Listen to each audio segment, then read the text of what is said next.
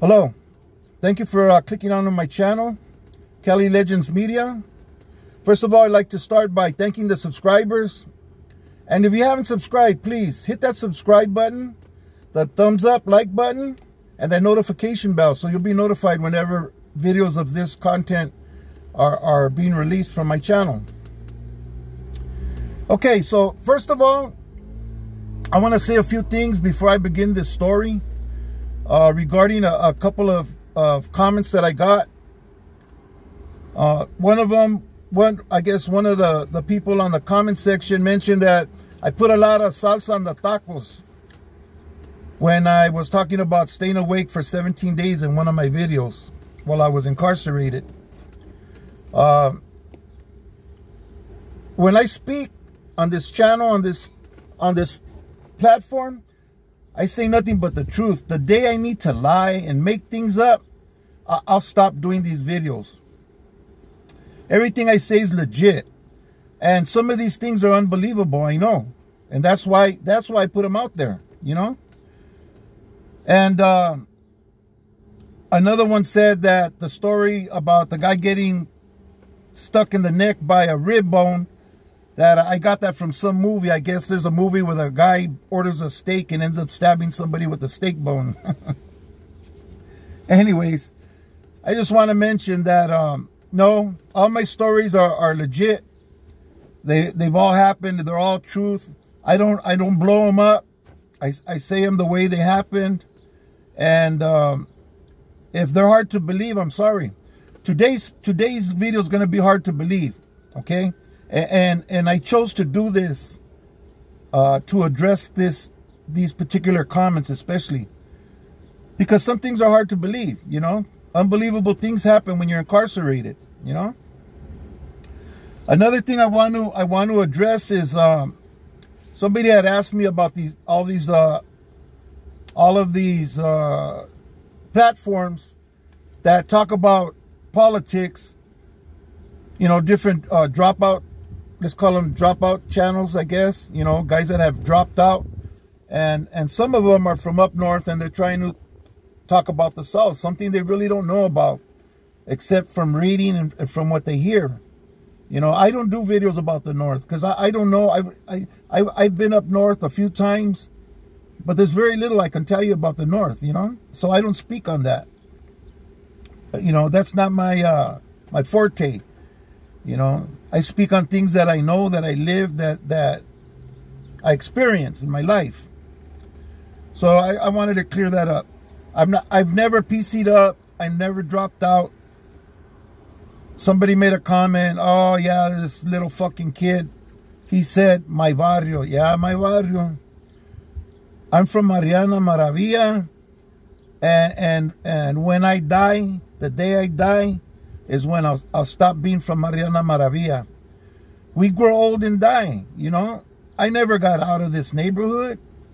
When I said I retired, that meant that I stopped participating in things that I feel at my age and in my station of life I should no longer be a part of, you know. It's time for me to enjoy my life and enjoy the good things in life. And when I try to discourage people from this lifestyle, it's the kids that I hope never have to live my life or live these kinds of stories and go through these kind of things. You know what I'm saying? That's what this platform is about. And I also try to teach some things about our culture, about our past, which I've gotten away from because it seems like I don't get very high views on those videos. And right now I'm just building my platform, my channel. I have a lot of stories I want to tell, but I need to wait until I get enough people because I don't want to get off track and then start losing viewers. Okay. They're all stories gonna all be related. There's just some stories that aren't particularly about being incarcerated, have to do with growing up in the neighborhood, you know, and what I went through in the streets, being from a neighborhood, you know. But like I said, I'll always be from Mariana. there's a bunch of us. There's a bunch of us older guys. We get together, man. We go to casinos. We have barbecues at the park. We meet at each other's houses and, you know, have beers and bullshit and laugh. You know, we're lifelong friends. Some of my friends are from elementary school, and we still get together, you know. So you know, that's what it is, okay? So I just wanted to clarify that. And yeah, I'm retired, you know, but let's not get it twisted, you know. If somebody comes up to me and disrespects me or my wife or my family, or if I'm around and something's happening, you know, I'm going to defend myself and protect myself, you know, and might have to come out of retirement for a second or two, you know. In any case, I just wanted to clear those things up. I'm not going to be addressing them on the comment section. I'm just going to be ignoring them and deleting them. And I don't have time to be wasting it. It takes time to do these videos and to answer the, you know, answer everybody. I try to get everybody's comments. If I miss your comment, I'm sorry, but I try to get to everybody's comment. I don't want nobody to feel offended like I'm ignoring them. Anyways, let's get to today's video, okay? Today's video, it's gonna sound like I'm putting a lot of salsa on the taco, you know, but it's the truth. It's something that happened, and I'm just gonna say it just to show you just how crazy a day could be. Okay, I was incarcerated in the LA County Jail, and about 4 of us were waiting for something to come in to the jail. Okay, we had already talked to our people in the street and getting it ready to bring it in, but the guy ended up in 3rd Street. Okay, and he was going to be going to court. And from court, we didn't know if the judge was going to kick him out, you know, give him time served for the days he was in the substation, or give him probation, whatever it was. So the day when I found out what his court date was, I wanted to be there in the holding tank when he got there, you know, so that I could get whatever he had for us from him and bring it back myself, because I was already situated in our module. So what I did was I had plans of getting married to my first wife. So I made it that day, that court date. That was my reason for getting pulled to court. So I get up in the morning, I go to court, and sure enough, after a couple hours, the guy walks into the cell. So I get what I get from him. I had brought some gloves with me from LA County Jail, and I rewrapped it real quick there in the toilet, put it away in the trunk, and I went out and I got married. Okay, went out into the courtroom. We had a quick ceremony, and it was back to the county. But before I left that cell, I noticed that this metal plate on the door was open, and that metal plate covered a water faucet. I guess where they plug a water hose to wash down the cell with the water hose. So I took that door, that metal door, for weapon stock. It was a good sized square of stainless steel. And I ripped my t-shirt up, and I made a little, like a little carrying pouch for it, and I taped it to my chest and tied it to my back, you know, tied it around myself. And so there I am on the bus, right? Comes time to go back to jail, to LA County Jail. So there I am on the bus driving down 3rd Street. Well, 3rd Street drives right through my neighborhood, right? And I grew up on a street called McBride. That's the street that I grew up on. And before we got to McBride, where King Taco is, the traffic just backed up all of a sudden. We were barely moving. And there was a little white car in front of King Taco. And then all the traffic was behind that little white car. So the bus driver makes a right turn and goes down my block where I grew up and takes another route to LA County Jail. Well, when I get back to the gang module,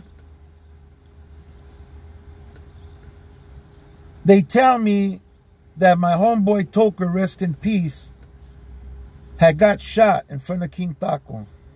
All right? He came to a stop, and he stopped too close to the car in front of him, and the car behind him got close behind him where he couldn't back out, so he couldn't turn right or left, and he couldn't back up.